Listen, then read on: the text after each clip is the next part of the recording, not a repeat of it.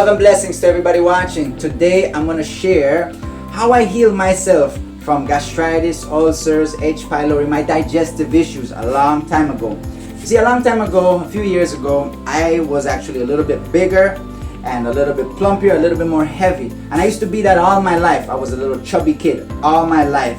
But I grew up and I started having digestive issues, and I had it for many years.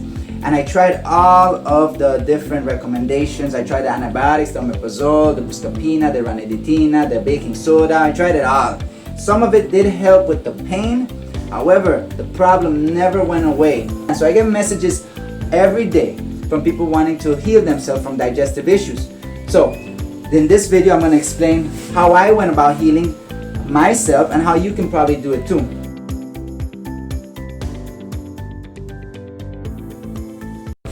Now, did you know that in the stomach, we only digest proteins? The rest of the things get digested here in the duodenum or the duodenum. Now, another thing, interesting fact, is that here we have mainly hydrochloric acid in the stomach and pepsinogen. But hydrochloric acid doesn't break anything down. Hydrochloric acid serves more as a disinfectant. It neutralizes and kills the microbes that do not belong in the next phase of digestion. So what breaks down the proteins? Good question.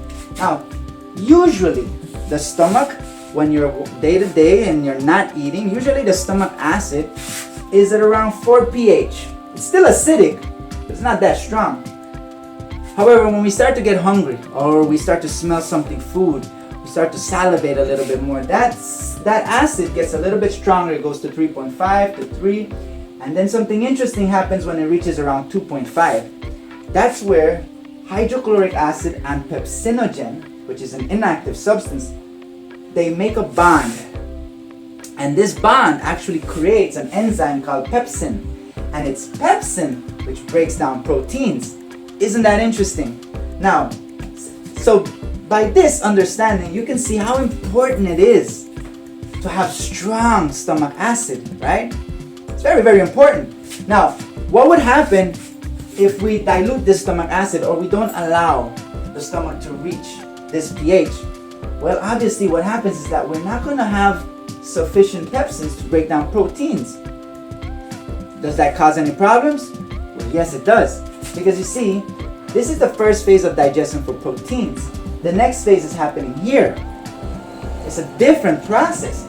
But if it doesn't get broken down here, what happens here is we get something called undigested protein or partially digested proteins, and that is going to cause problems. I'll explain why.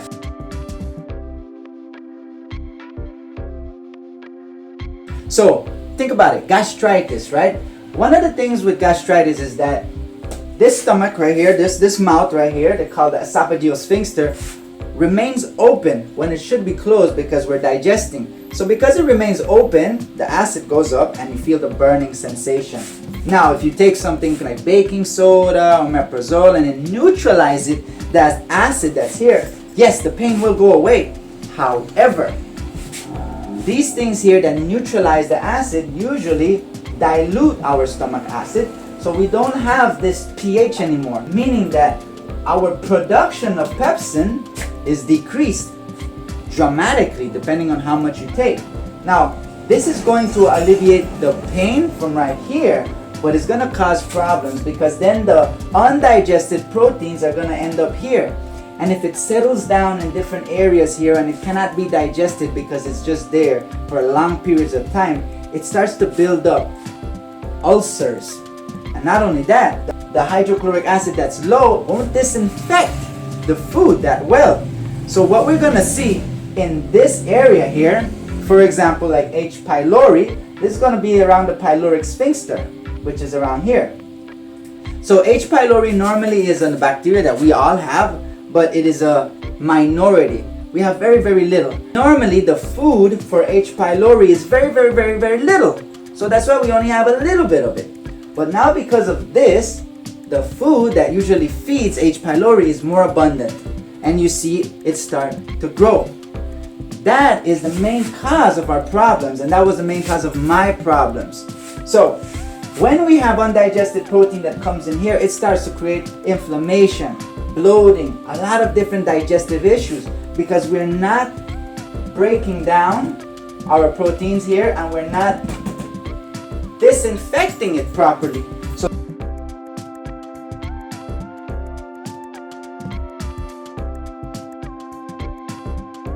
So now, getting back to gastritis, right? Gastritis is very simple. It's this right here, the esophageal sphincter, which is the mouth of the stomach. It is a muscle, right? Now, this muscle, just like any muscle, we can tighten it or we can relax it. This muscle right here, when it tightens, it opens. When it's relaxed, it closes. So it's very important for the stomach area to be relaxed. However, when we're stressing, we can also make the esophageal sphincter tighten. Constant stress, right? What kind of stresses? Well, I made the mistake of I would constantly drink water when I ate my food. So I would dilute my stomach acid, forcing my stomach to have to produce more acid. And this constant forcing and stressing would manifest here by the esophageal sphincter opening. Another mistake that I did was I would go to bed with a full stomach. So because I'm laying down, right? The acid is constantly right there at the esophageal sphincter. So now this, in the morning, I would wake up, have my breakfast, and again, I would eat and drink water, causing even more stress.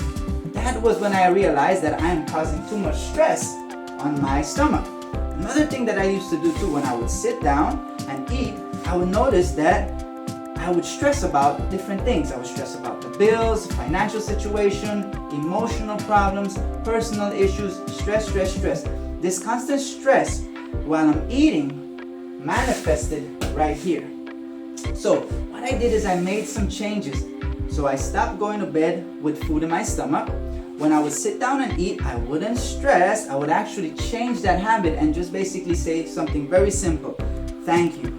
Thank you, thank you, thank you. This positive affirmation right here calmed my stomach down a lot.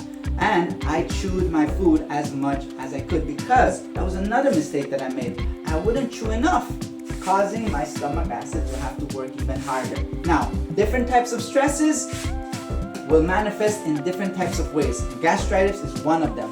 But this is why it's very important to chew our food, to not to go to bed at night with a full stomach. This is important to not drink water when we eat our food and wait at least an hour and a half to 2 hours to drink our water. Now, when you think about it, when you think about all these different types of treatments we can take with medication that will dilute our stomach acid, most of these medications right here keep our stomach acid at 4, meaning that we do not create this bond. Very important to understand.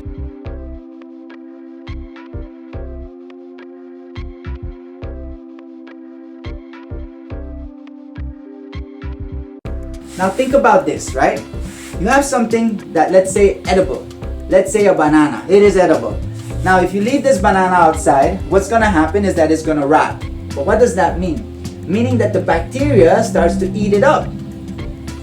The bacteria is what breaks it down. Now, but if you wanted to make this banana last a long time, you can add something called a preservative to preserve it. So it can have a long shelf life. And that's what we hear the word preservatives, right? So we can have food that stay in the shelves for a long period of time. But because you're preserving this, what you're actually doing is you're preventing bacteria from eating it. Now, you have this food that a bacteria cannot eat out here, and you put it in your stomach that is full of bacteria that is designed to break down. Isn't that going to create a problem? Yes, it will. Now, it's very, very important to stay away as much as you can from these preservatives because they do have a tendency to disrupt our microbiome.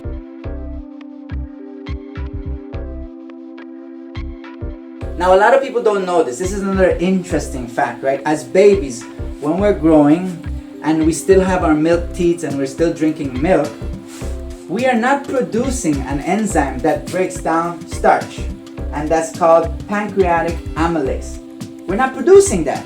We don't produce it until the molars come out. This is very important to understand because if we don't have the enzymes to break down starch, we shouldn't consume starch. So many babies are given these formulas with rice, wheat, cereals, but unfortunately the babies don't have the enzymes to break it down. This causes a lot of problems in digestion. This causes bloating, pain. Poor baby has to suffer pain but can't explain it, so the baby cries and cries and cries. And what we do is we shake them up like this, and the baby goes through a little bit of torture because it can't explain what's happening. So one of the ways we want to avoid this problem with our babies is that we won't give them any starch, any cereal, any grains until their molars have come out. When the molars come out, that is an indication that now amylase is being produced. Now you can digest grains. Isn't that interesting? So based on this, now we can understand how to heal the body, right? So now what we need to know now is which herbs. There's many herbs that heal the stomach. And I put some of them here in the stomach purge. In the stomach purge, I have sorossi, bukut leaf, neem, guinea hen weed, and poly redhead. Now all these right here are excellent to heal the stomach, to expel from the intestine whatever has been building up, right? To take it out naturally. And then you can jump to the bitters. Now the bitters has many ingredients. It has chicoloro, which heals stomach ulcers, jackass bitters, which also heals, and also what it does is it disinfects whatever microbes is not supposed to be in here. And it goes into the blood system and does the same thing. It also has palo de hombre, cedar bark, billy web. These ingredients here are excellent to heal the stomach and whatever dis-ease which comes from the stomach being sick. That's very, very important to be careful what you put in your mouth, because what comes in our mouth could either heal us or it can poison us and damage us. Think about it. Your consumption of toxins doesn't match your elimination rate. That is why you suffer from disease. What comes in does not leave, it stays and festers because your digestive system is backed up. You need to change the ratio of toxins in and switch the rate of toxins out.